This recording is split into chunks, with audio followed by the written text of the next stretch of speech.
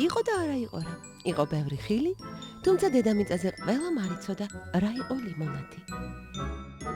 მაგრამ ნუ შეშინდებით, ეს ხომ ზღაპარია. კეთილი დასასრული ჯერ კიდევ წინ არის.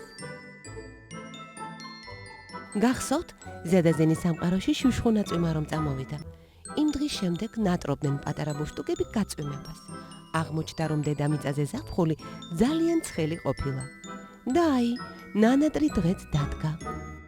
ციდან წყაპა-წყუპით ჩამოცვიდნენ შხაპუნა წვეთები და ირგვლივ ყველაფერი ააციმციმეს.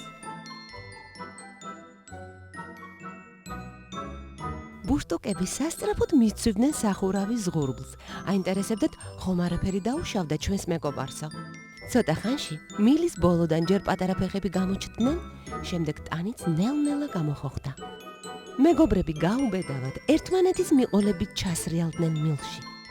უეცრად მსხალმა ქუჩის გადაღმა მოხუცი შენიშნა, რომელიც მძიმე ჩანთებით დატვირთული მიბარბაცებდა. მის წინ კი პატარა ბიჭუნა არხეინად მიასრიალებდა პულტით სამართავ მანქანას. მსხლის ბუშტუკა ბიჭისკენ გაეშურა. ალბათ შენიშვნა უნდა მიეცა, ბებოს როგორ არ ეხმარებიო. ცოტა ხნის შემდეგ ბუშტუკები ქუჩის მეორე მხარეს აღმოჩნდნენ.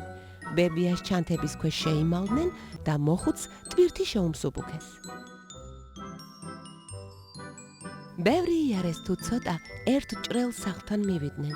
ბებიამ სული რომ მოითქვა, ირგვლივ მიმოიხედა. უნდოდა ბუშტუკებისთვის მადლობა გადაეხადა, მაგრამ სადღა იყვნენ ბუშტუკები. მოწყურებელმაც დუნებას ვერ გაუძლო. ერთი ყლუპი მოსვა და ლიმონადის ჯადოსნურმა გემომ სიამოვნებისაგან მაშინვე თავბრო დაახვია.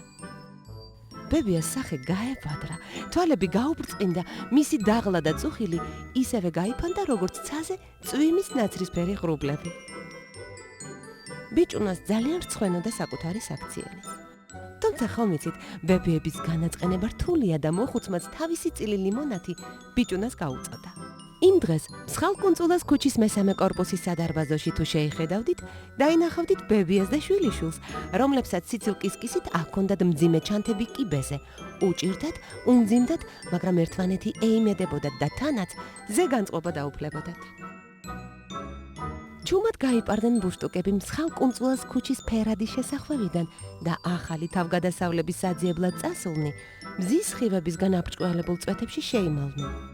ახლა უკვე ლიმონი და მსხალი თავიანთი მერქნების გარეშე მისეერნობდნენ დედამიწის დაცვარულ მინდვრებში. ჭირი იქა, ხინი აქა, კატო იქა, ლიმონადი აქა.